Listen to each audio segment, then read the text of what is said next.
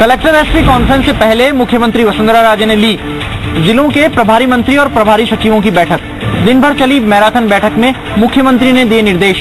कहा, grass root level तक पहुंचाएं सरकार की योजनाओं का फायदा। साथ ही ये भी कहा कि किसी भी तरह की समस्या समाधान में टाइम बाउंड फ्रेमवर्क बना करके काम किया जाए और अगर इसमें कोई बाधा आती है तो वो सरकार की जानकारी में दिलाए। मुख्यमंत्री ने आज सभी जिला प्रभारी मंत्रियों और सचिवों के साथ समीक्षा बैठक की। मैराथन बैठक को संबोधित करते हुए मुख्यमंत्री ने कहा कि प्रभारी मंत्री और सचिव हर महीने एक बार जिले में जरूर जाएं और कम से कम महीने में एक बार पूरे जिले का दौरा करें। साथ ही उन्होंने ये भी कहा कि टाइम बाउंड फ्रेमवर्क बनाकर समस्याओं का समाधान करें। किसी भी स्तर पर कोताही नहीं बरतने के लिए मुख्यमंत्री ने साफ हिदायत भी दी। उन्होंने ये भी कहा कि जिला स्तर से लेकर पंचायत स्तर तक हर अधिकारी को सरकार की योजनाओं की जानकारी होनी चाहिए। मुख्यमंत्री ने कहा कि पिछले दिनों आपका जिला आपकी सरकार के दौरान ऐसे कई वाकये देखने को मिले जब ब्लॉक और उपखंड स्तर के अधिकारियों को भी योजनाओं की जानकारी नहीं थी। मुख्यमंत्री ने गांवों के विकास पर स्पेशल ध्यान देने की बात कही, तो साथ ही ये भी कहा कि जो सरकार की फ्लैगशिप योजनाएं हैं उनकी मॉनिटरिंग नियमित तरीके से करें। बैठक के दौरान मुख्यमंत्री ने ये भी कहा कि जब मंत्री और प्रभारी सचिव दौरों पर निकलें तो निर्माण कार्य की क्वालिटी की भी जांच करें। इसके साथ ही उन्होंने ये कहा कि हर पंचायत में बोर्ड लगे जिस पर विकास कार्यों की जानकारी दी गई हो। मुख्यमंत्री ने गांव और शहर के विकास के साथ ही योजनाओं पर फोकस किया तो राज्य कर्मचारियों के साथ आने वाली सर्विस मैटर्स की समस्याओं का भी जल्द समाधान के निर्देश अधिकारियों को दिए। आरसीए को एक बार फिर से कोर्ट से झटका मिला है। दरअसल ये पूरा घटनाक्रम आरसीए पे बीसीसीआई की तरफ से लगाए हुए बैन का है, जिसे लेकर आरसीए ने निचली अदालत में एक प्रार्थना पत्र दाखिल किया था, जिसे निचली अदालत ने आज खारिज कर दिया है। वहीं आरसीए ने इस बात का ऐलान किया है कि अब वो हाईकोर्ट का दरवाजा खटखटाएगा। राजस्थान क्रिकेट एसोसिएशन और बीसीसीआई के बीच चल रहा विवाद खत्म होता हुआ दिखाई नहीं दे रहा है। साल 2014 से बीसीसीआई ने आरसीए को सस्पेंड कर उस पर बैन लगा दिया था। इसी शिकायत को लेकर आरसीए ने जयपुर में निचली अदालत में एक प्रार्थना पत्र दाखिल किया था, जिसे आज निचली अदालत ने खारिज कर दिया है। जिसके बाद आरसीए ने अब इस पूरे मामले को लेकर हाईकोर्ट जाने का फैसला किया है। आरसीए का कहना है कि बीसीसीआई महज अपनी हठ धर्मिता के चलते आरसीए के साथ ऐसा बर्ताव कर रहा है, जिसके चलते खेल और खिलाड़ियों का नुकसान हो रहा है। आरसीए की दलील है कि नियमों के हिसाब से 6 महीने के अंदर या फिर एजीएम में बीसीसीआई को निलंबन पर किसी न किसी तरह की कार्रवाई। बीसीसीआई महज अपनी हठ धर्मिता के चलते आरसीए के साथ ऐसा बर्ताव कर रहा है, जिसके चलते खेल और खिलाड़ियों का नुकसान हो रहा है। आरसीए की दलील है कि नियमों के हिसाब से 6 महीने के अंदर या फिर एजीएम में बीसीसीआई को निलंबन पर किसी न किसी तरह की कार्रवाई करनी चाहिए थी, लेकिन ऐसा बीसीसीआई ने महज अपने हट के चलते नहीं किया है और बीसीसीआई आरसीए के साथ महज व्यक्तिगत लड़ाई लड़ रहा है। बीसीसीआई के लॉ में है कि 6 मंथ में आपको सस्पेंशन से कोई ना कोई कार्रवाई करनी पड़ेगी, वो नहीं की। एजीएम में सस्पेंशन होता है, वो नहीं किया। उन्होंने गलत तरीके से सस्पेंड किया हुआ था, उसके खिलाफ हम लोग लोअर कोर्ट में गए थे और वहां से ये फैसला आया है कि सस्पेंशन जारी रहेगा, तो हम लोग उसके खिलाफ हाई कोर्ट जाएंगे। आरसीए और बीसीसीआई के बीच के विवाद का निपटारा अभी तक नहीं हुआ है। लड़ाई महज ललित मोदी की वजह से है, लेकिन इसका खामियाजा खेल और खिलाड़ी भुगत रहे हैं। भारतीय सामाजिक परिवेश में किसी व्यक्ति की पहचान उसकी जात और धर्म के बिना हो सकती है या नहीं, ये एक बहस का विषय है। लेकिन अभिनेता इरफान खान कहते हैं कि उन्हें उनके धर्म, जात और परवरिश के अंदाज से नहीं पहचाना जाए। इरफान खान कहते हैं कि कुछ समय बाद तो वो अपना नाम तक खो देना चाहते हैं। क्या अभिनेता इरफान खान दार्शनिक हो रहे हैं या पहले से ही उनकी सोच ऐसी थी?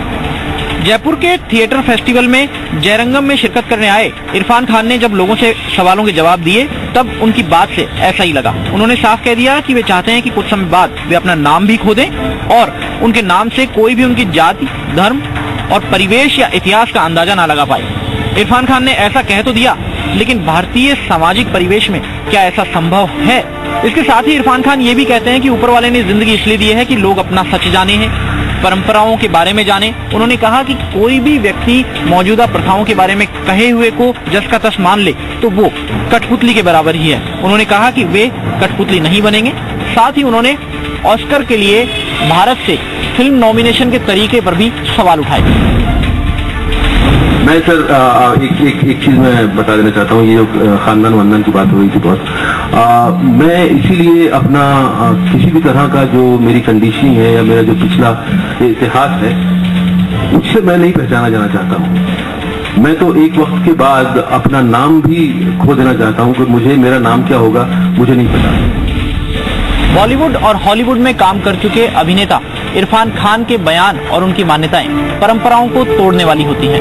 उन्होंने ऑस्कर में भारत से फिल्में भेजे जाने के तरीके पर सवाल तो उठा दिया, लेकिन इससे भी बड़ा सवाल ये है कि क्या वो ऐसा कोई पाक साफ तरीका सुझाएंगे जिसके ऊपर सवाल कभी ना खड़े हो सके। नोटबंदी को लेकर कांग्रेस ने अपने तीखे तेवर दिखाते हुए 24 नवंबर को जन आक्रोश रैली निकालने का निर्णय लिया है। इसी को लेकर जयपुर जिला कांग्रेस ने सभी तैयारियां पूरी कर ली है। नोटबंदी के खिलाफ कांग्रेस के तेवर अब और तीखे होते जा रहे हैं और यही कारण है कि अब प्रदेश कांग्रेस के निर्देश के बाद 24 नवंबर यानी गुरुवार को कांग्रेस कार्यकर्ता सभी जिला मुख्यालयों पर जन आक्रोश रैली मार्च निकालेंगे। जयपुर शहर कांग्रेस ने भी इसके लिए तैयारियां शुरू कर दी हैं। कांग्रेस अध्यक्ष और पीसीसी प्रवक्ता प्रताप सिंह ने जयपुर जिले के कार्यकर्ताओं की बैठक लेकर सभी वार्ड अध्यक्षों को आक्रोश रैली को सफल बनाने के निर्देश दिए हैं। खाजरेवास ने प्रत्येक वार्ड अध्यक्ष को 50 लोग जन आक्रोश मार्च में लाने के निर्देश दिए हैं। पीसीसी चीफ सचिन पायलट भी जयपुर के मार्च में शामिल होंगे और इसके लिए राजधानी में मार्च का समय भी 1 बजे का रखा गया है। प्रदेश कांग्रेस के अध्यक्ष सचिन पायलट जी ने आह्वान किया है, आह्वान मजबूर होकर किया है कि पूरे प्रदेश में हर डिस्ट्रिक्ट मुख्यालय पर जन आक्रोश मार्च कांग्रेस निकालेगी। जन आक्रोश का कारण है ना बैंकों में स्याही है ना कागज है। नोट मिलना तो बहुत बड़ी बात हो गई। आप जिनके खाते हैं उनको भिखारी बनाकर आपने सड़क पे खड़ा कर दिया, कतार में खड़ा कर दिया। ना बाहर पानी मिलता है ना महिलाओं के लिए टॉयलेट की व्यवस्था है। नोटबंदी को लेकर कांग्रेस लगातार बीजेपी पर हमले करती हुई नजर आ रही है। इसके साथ ही उसने कई बार कहा है कि बीजेपी ने बिना किसी तैयारी के नोट बंद कर दिए हैं। वहीं जयपुर में आयोजित होने वाले इस मार्च में सचिन पायलट भी हिस्सा लेंगे। अजमेर के पंजाब नेशनल बैंक में चल रहा था खेल। जनता थी लाइनों में परेशान तो अपनों के बदले जा रहे थे नोट। बैंक प्रबंधन अब संबंधित कर्मचारी के खिलाफ कर रहा है कार्यवाही की बात। अजमेर के पाइसागर रोड स्थित पंजाब नेशनल बैंक की शाखा में लोगों को यह कहकर रवाना किया जा रहा था कि बैंक में कैश समाप्त हो गया। इसी बीच बैंक के ही एक कर्मचारी ने अपने मिलने वाले के 50,000 रुपए बदलकर उसे चुपके से बैंक से रवाना करने की कोशिश की। यह अलग बात थी कि बैंक कर्मचारी की सारी हरकत वहां लगे सीसीटीवी कैमरे में तो कैद हुई, साथ ही लोगों ने भी देख लिया। नतीजा मौके पर मौजूद लोगों ने इस बात का विरोध किया और बैंक के शाखा प्रबंधक को लिखित शिकायत भी दी। लोगों के आक्रोश को देखते हुए बैंक के शाखा प्रबंधक ने जब सीसीटीवी फुटेज देखे तो पूरा मामला साफ हो गया। शाखा प्रबंधक ने इस मामले में संबंधित कर्मचारी को कारण बताओ नोटिस देने के साथ ही उसकी शिकायत बैंक प्रबंधन को भी की है। अनुरोध करूंगा कलेक्टर महोदय से, प्रधानमंत्री नरेंद्र मोदी से कि ये जो कर्मचारी है भ्रष्टाचार कर रहे हैं, देश को लूट रहे हैं, कब तक करेंगे ऐसा। जनता लाइन में परेशान हो रही है और ये अंदर मौज कर रहे हैं, कमा रहे हैं, आराम से जेब भर रहे हैं अपना। प्रदेश में इन दिनों इस तरह के कई मामले सामने आ रहे हैं, लेकिन देखने वाली बात होगी कि बैंक प्रबंधन अपने इस तरह के कर्मचारियों के खिलाफ क्या कार्यवाही करता है। श्रीगंगानगर जिले के जैसर कस्बे में मानवता को तार तार करने वाला मामला सामने आया है, जहां सरकारी हॉस्पिटल के एक डॉक्टर ने एक प्रसूता और उसके नवजात बच्चे का इलाज करने से मना कर दिया, साथ ही साथ उन्हें अस्पताल में भर्ती करने से भी इनकार कर दिया। जानकारी के मुताबिक धानक मोहल्ले में रहने वाला विष्णु अपनी पत्नी को रात 10 बजे प्रसव पीड़ा के चलते सरकारी अस्पताल लेकर जा रहा था। रास्ते में रेलवे फाटक के पास तेज प्रसव पीड़ा के कारण प्रसूता ने वही बच्ची को जन्म दे दिया। महिला के ससुर लालचंद ने बताया, जब वो जन्मी बच्ची को लेकर सरकारी अस्पताल गए, जिसके बाद डॉक्टर निशा गुप्ता को सूचना देकर बुलाया गया। अस्पताल पहुंची डॉक्टर ने परिवार वालों को यह कहा कि डिलीवरी घर पर हुई है, इसलिए हमारी कोई जिम्मेदारी नहीं है। परिवार वालों का कहना है कि डॉक्टर ने उनके साथ बुरा बर्ताव किया। बार बार प्रार्थना करने के बाद भी डॉक्टर ने प्रसूता को भर्ती करने से इनकार कर दिया। इस मामले में जब डॉक्टर निशा गुप्ता से बात करने की कोशिश की गई तो वे कुर्सी से उठकर चली गई और कुछ भी कहने से मना कर दिया। मैडम जाके देख गए, पल्लव गाड़ के छोरी को देख गए और वापस डक लीजिए तो जापा घर पे हो जाए। ये जापा घर पे हो जाए, ये ले जा सकते हो आप। जब मैडम चाली वापस दोबारा हटूं, इतनी बात कह गए कि इनको भगा दो यहाँ से। 2 इनके चौकीदार यहाँ से, चौकीदार है या कंप्यूटर है, मेरे को पता नहीं कौन है वो। इतनी बात कह के हमने हमारे को दूसरे बोले भैया आप ले जा सकते हो। नहीं तो डॉक्टर ने एडमिट करने से इनकार कर दिया। हाँ, इनकार कर दिया जी। वो कहते ले जाओ इनको।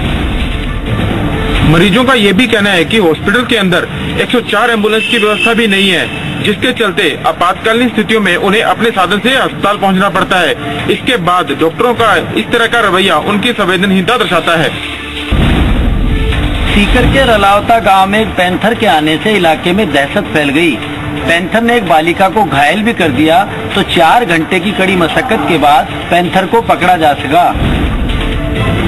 जानकारी के अनुसार अल सुबह एक पैंथर रलावता गांव में आ गया। वहां एक बालिका को पैंथर ने हमला कर घायल कर दिया। बालिका ने जैसे तैसे भागकर अपनी जान बचाई, तो वहीं लोगों को देखकर पैंथर पास ही एक सुनसान मकान में दुबक गया। ग्रामीणों ने पैंथर की घेराबंदी कर सूचना वन विभाग व पुलिस विभाग को दी। सूचना पर जयपुर जू की टीम मौके पर पहुंची। Tranquilizer expert doctor Arvind Mathur ने पैंथर को ट्रैंकुलाइज किया। पैंथर भाग नहीं सके, इसके लिए सुनसान मकान के दरवाजे को ढकवा दिया। कुछ देर बाद बेहोशी के इंजेक्शन के असर होने पर पैंथर की टीम ने पकड़ लिया। अरविंद माथुर ने बताया कि पकड़ा गया पैंथर 4 से 5 साल का नर पैंथर है। वहीं घायल बालिका को प्राथमिक उपचार के बाद छुट्टी दे दी गई है। पैंथर के पकड़े जाने के बाद में ग्रामीणों ने राहत की सांस ली है, तो वहीं पैंथर को बेलेश्वर के जंगलों में छोड़ा गया है। SCRB ने जारी की रिपोर्ट। नागौर जिला SP को मिला 0 अंक। बदहाल CLG व्यवस्था और कानून व्यवस्थाओं को लेकर SCRB ने जारी की रिपोर्ट। नागौर जिले में बदहाल CLG और कानून व्यवस्थाओं को लेकर SCRB के आंकड़े हाल ही में चौंकाने वाले हैं। इसको लेकर SCRB द्वारा जारी रिपोर्ट में नागौर SP को 0 अंक दिया गया है। SCRB के आंकड़े बताते हैं कि नागौर जिले में न केवल बदहाल कानून व्यवस्था है, बल्कि जो CLG है, जो पुलिस और जनता के बीच में समन्वय का काम करती है, उसको लेकर भी नियमित बैठकें नहीं हो पा रही है। उन्होंने इसको लेकर पूरी सिस्टम भी प्रश्न चिन्ह लगाया है और बताया कि जब हर माह न केवल प्रदेश के जो गृह मंत्री हैं इन बिंदुओं को लेकर चर्चा करते हैं, बल्कि PHQ द्वारा भी इसकी प्रभावी रूप से मॉनिटरिंग की जाती है। इतना सब कुछ होने के बाद भी SCRB की ये रिपोर्ट में नागौर SP को मिला है 0 अंक। SCRB द्वारा जारी रिपोर्ट बेहद चौंकाने वाली रही और कहीं ना कहीं इस पूरे सिस्टम को फेलियर साबित कर रही है कि आखिर इतनी बड़ी मॉनिटरिंग के बावजूद भी नागौर SP की कार्यशैली को 0 मार्किंग मिलना कहीं ना कहीं पूरे सिस्टम पर प्रश्न चिन्ह लगाता है। प्रतापगढ़ जिला जेल की सुरक्षा में सेंध लगी हुई है। कई बार मोबाइल मिलने के मामलों के बाद जिला जेल की सुरक्षा व्यवस्था पर सवाल खड़े हो रहे हैं। जांच में सामने आया है कि जिला जेल में सुरक्षा के पुख्ता बंदोबस्त नहीं है। प्रतापगढ़ जिला जेल की सुरक्षा व्यवस्था इन दिनों सवालों के घेरे में है। जेल की तलाशी के दौरान 2 मोबाइल फोन, 2 सिम कार्ड समेत कई उपकरण मिले हैं, लेकिन ये कोई पहला मामला नहीं है। इससे पहले भी कई बार जेल में मोबाइल और इलेक्ट्रॉनिक सामान मिल चुके हैं। जेल प्रशासन द्वारा ली गई तलाशी और इस बार पुलिस टीम द्वारा ली गई तलाशी में कुल 23 मोबाइल और 17 सिम कार्ड मिल चुके हैं। जेल DSP के अनुसार जेल परिसर ऊपर से खुला हुआ है और बाउंड्री भी छोटी है, जिससे कोई सामान अंदर फेंका जा सकता है। यहाँ तक कि जेल में CCTV कैमरे और एक वॉच टावर की भी कमी है। जेल में अधिकारियों कर्मचारियों के आधे पद खाली हैं। प्रहरी के 22 में से 10 पद भरे हुए हैं। कारापाल और सहायक कारापाल का पद भी खाली है। इस वजह से सुरक्षा में सेंध लगी हुई है। जेल के दाईं तरफ जेल दीवार तथा सुरक्षा दीवार का गैप कम है। इसके लिए हमने उच्च अधिकारियों को 3 वॉच टावर लगाने के लिए निवेदन किया गया है। वॉच टावर लगने के बाद में जो बाहर से कोई भी आपत्तिजनक वस्तु फेंकी जाती है उस पर बिल्कुल 100% अंकुश लग जाएगा। हालांकि जेल प्रशासन का दावा है कि सरकार अगर उनकी जरूरतें पूरी करे तो वे इन घटनाओं पर लगाम लगा सकते हैं। उच्च अधिकारियों को कई बार जेल प्रशासन ने यहां सुरक्षा में कमी के बारे में अवगत कराया भी, लेकिन किसी ने सुनवाई नहीं की।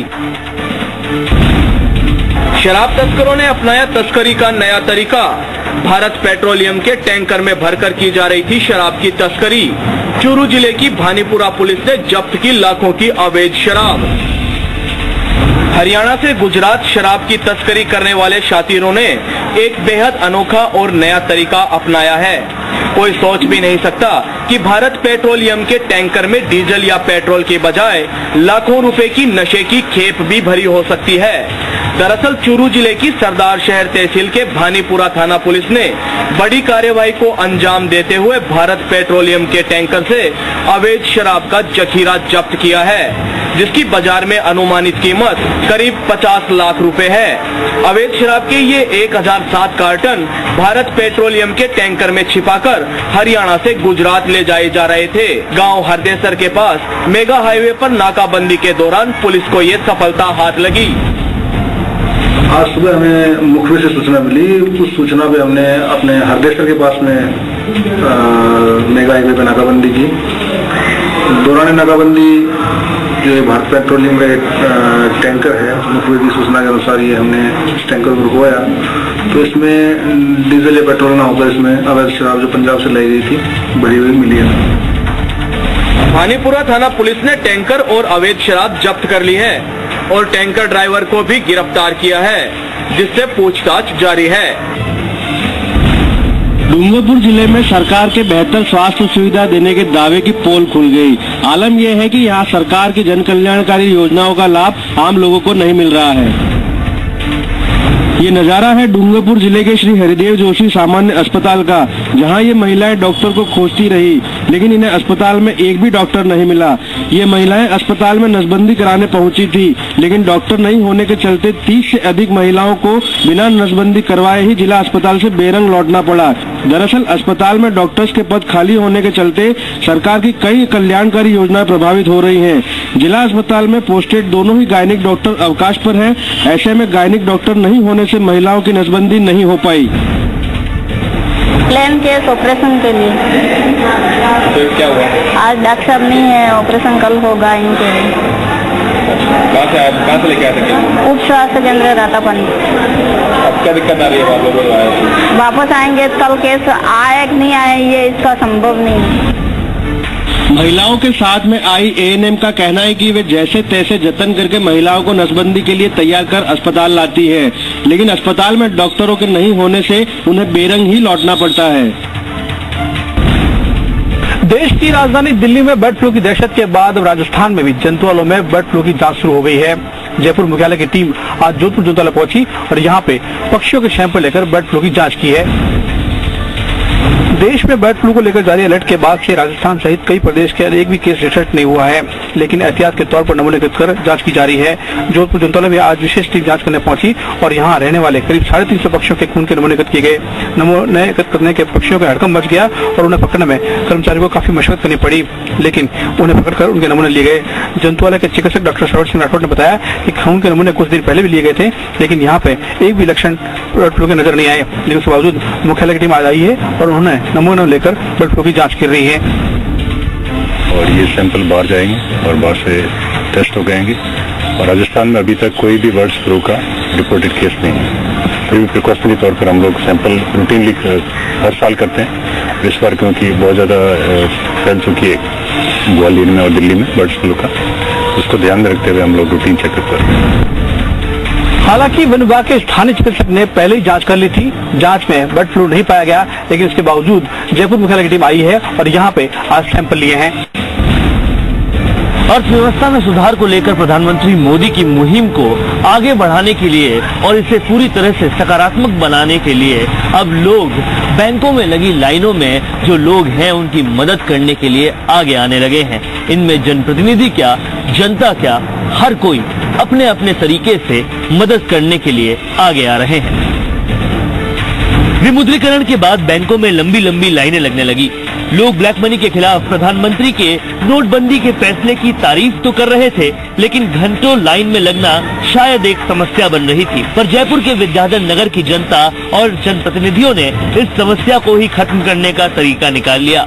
विद्याधर नगर के वार्ड 9 के पार्षद दिनेश कावट ने अपने ही वार्ड की बैंकों को टोकन सिस्टम लागू करने का सुझाव दिया और उसे वहां की कई बैंकों में लागू कर भी दिया, जिसके बाद कतारें कम हो गई और लोग तनाव मुक्त। दरअसल इस टोकन सिस्टम में लाइनों में खड़े लोगों को नंबर वाइज टोकन दे दिया जाता और उन्हें पता रहता कि उनका नंबर कब आएगा। फिर 10-10 की टोलियों में नंबर बुलाए जाते। बैंक मैनेजर्स का भी साफ तौर पर कहना है कि इससे समस्या काफी हद तक हल हो गई। इसके अलावा जिन लोगों के भी बैंक में खाते नहीं हैं, उन्हें ये जनप्रतिनिधि नई ब्रांचों में भेज रहे हैं, जिसकी वजह से उनके खाते भी खुल रहे हैं। और ऐसा विद्यालय नगर की यूनियन बैंक ने किया, जिन्होंने विमुद्रीकरण की योजना के बाद लगभग 200 से भी ज्यादा अकाउंट खोल दिए। जो मोदी जी ने जो लागू किया वो एक दूरदर्शी परिणाम देने वाला निर्णय है। कुछ कठिनाई शुरू में आ सकती है, वो लोगों ने फेस की, जनता का बहुत अच्छा साथ मिल रहा है और आने वाले समय में मैं समझता हूँ कि पहले की जैसे सामान्य जनजीवन चालू हो जाएगा। इसके अलावा इंक लगाने और दूसरे फैसलों ने भी कतारों को कम कर दिया और अब लोग बैंकों में राहत की सांस ले रहे हैं। 12 में नोटबंदी से विद्युत विभाग की हुई चांदी। 12 जिले में जयपुर विद्युत वितरण निगम के उपभोक्ताओं पर 225 करोड़ की राशि विद्युत बिलों की बकाया चल रही, जिसको वसूल करने में विद्युत विभाग को पसीने आ रहे थे। लेकिन 8 नवंबर को 5000 और 1000 के नोटबंदी की घोषणा होने पर नोटों का चलन बंद कर दिया। वहीं विद्युत विभाग को पुराने नोटों से बिल जमा किए जाने के निर्देश के बाद जमकर वसूली हो रही और 2 सप्ताह में 13 करोड़ से अधिक की विद्युत विभाग बकाया उपभोक्ताओं से वसूली कर चुका है। वहीं बिना प्रयास के हो रही वसूली से विद्युत विभाग राहत महसूस कर रहा है। नहीं, अभी 24 नवंबर तक छूट दे रखी है और इसमें कल की तारीख तक अपने 13 करोड़ के करीब रेवेन्यू आया है। कैंपेनिंग है, हर 11 के फीडर इंचार्ज नियुक्त है, उनको हमने बिल दे रखे हैं, डीसी नोटिस दे रखे हैं, पुराने बकाया के पीडीसी नोटिस, घर घर जाके संपर्क करके और लोगों को पैसे जमा कराने के लिए प्रोत्साहित कर रहे हैं। 12 में 2 सप्ताह में 13 करोड़ से अधिक की विद्युत उपभोक्ताओं पर बकाई राशि की वसूली होने से विद्युत विभाग राहत की सांस ले रहा है। प्रदेश के सरकारी स्कूलों के विद्यार्थियों के कौशल विकास के लिए अब वाद विवाद प्रतियोगिताएं भी आयोजित कराई जाएंगी। इसके लिए शिक्षा विभाग की ओर से 4 लाख रुपए का अतिरिक्त बजट स्वीकृत कर दिया गया है। प्रदेश में सरकारी विद्यालय के बच्चों के कौशल विकास पर भी शिक्षा विभाग ध्यान दे रहा है और इसको लेकर अब प्रदेश के विद्यालयों में नियमित रूप से सृजनात्मक क्षमता और वाक संप्रेषण क्षमता में वृद्धि के लिए नियमित रूप से वाद विवाद प्रतियोगिता का आयोजन किया जाएगा। इस वर्ष राज्य सरकार ने इस प्रतियोगिता के लिए 4 लाख रुपए की राशि का बजट अलग से स्वीकृत कर दिया है। शिक्षा मंत्री वासुदेव देवनानी ने बताया कि शिक्षण के साथ साथ विद्यार्थियों का व्यक्तित्व विकास भी हो, इसके लिए प्रयास लगातार किए जा रहे हैं और ये प्रतियोगिताएं इसी कड़ी में एक हैं। यह प्रतियोगिताएं विद्यालय स्तर, जिला स्तर और राज्य स्तर पर आयोजित कराई जाएंगी। 15 अक्टूबर को देश के पूर्व राष्ट्रपति एपीजे अब्दुल कलाम के जन्म दिवस को विद्यार्थी दिवस मनाने के अंतर्गत वाद विवाद प्रतियोगिताएं विद्यालय स्तर पर होंगी। बाद में नवंबर एवं दिसंबर में ये जिला स्तर पर और 12 जनवरी स्वामी विवेकानंद जयंती के अवसर पर यह प्रतियोगिताएं राज्य स्तर पर आयोजित होंगी। विद्यालय, जिला तथा राज्य स्तर पर प्रथम, द्वितीय और तृतीय रहने वालों को सम्मानित भी किया जाएगा। शिक्षा मंत्री वासुदेव देवनानी ने बताया कि सरकारी स्कूलों में शिक्षा का स्तर लगातार बढ़ता जा रहा है। अब इसके साथ ही इनके सृजनात्मक संप्रेषण को भी बढ़ावा देने के लिए इस प्रकार की प्रतियोगिताएं विद्यार्थियों के लिए काफी लाभदायक रहेंगी। भाजपा प्रदेश अध्यक्ष अशोक परनामी का बड़ा बयान। परनामी ने कांग्रेस पर साधा निशाना, कहा कांग्रेस के बड़े नेताओं के पास है सबसे ज्यादा काला धन, इसलिए बौखला रही है कांग्रेस और निकाल रही है आक्रोश रैली। भाजपा प्रदेश अध्यक्ष अशोक परनामी और राष्ट्रीय सह संगठन मंत्री वी सतीश आज दौसा करौली जाते समय दौसा रुके, जहां विधायक शंकर शर्मा ने फूलमाला और साफ पहनाकर उनका जोरदार स्वागत किया। अशोक परनामी ने मीडिया से मुखातिब होते हुए कांग्रेस पर बड़ा आरोप लगाया और कहा सबसे ज्यादा देश में कांग्रेस का शासन रहा है और उसके शासनकाल में जमकर कालाधन कांग्रेसियों ने जमा किया है। आज देश में सबसे ज्यादा कालाधन कांग्रेस के नेताओं के पास है, जो बाहर आ गया। फिर कांग्रेस किस बात की आक्रोश रैली कर रही है? परनामी ने कहा प्रधानमंत्री नरेंद्र मोदी ने देश की जनता से 50 दिन का समय मांगा और कांग्रेस को 50 दिन तो इंतजार करना चाहिए। भाजपा प्रदेश अध्यक्ष ने कांग्रेसियों पर सीधा सीधा आरोप लगाते हुए कहा कांग्रेस के वो नेता ज्यादा बौखला रहे हैं जिनके पास काला धन था, जो प्रधानमंत्री के पुराने नोट बंद करने के साथ ही उनका खजाना खाली हो रहा है। अब कांग्रेस क्यों आक्रोश रैली निकाल रही है, कांग्रेस को क्या तकलीफ है, ये तो कांग्रेस ही बता पाएगी। हाँ, ये निश्चित रूप से तय है कि जब से हमारा देश आजाद हुआ निरंतर कांग्रेस की सरकारें रही और जिस प्रकार से कांग्रेस की सरकारों ने भ्रष्टाचार किया, जिस प्रकार से कांग्रेस के नेताओं ने काला धन को अपने पास रखने का काम किया, आज उनमें निश्चित रूप से इस बात का आक्रोश है।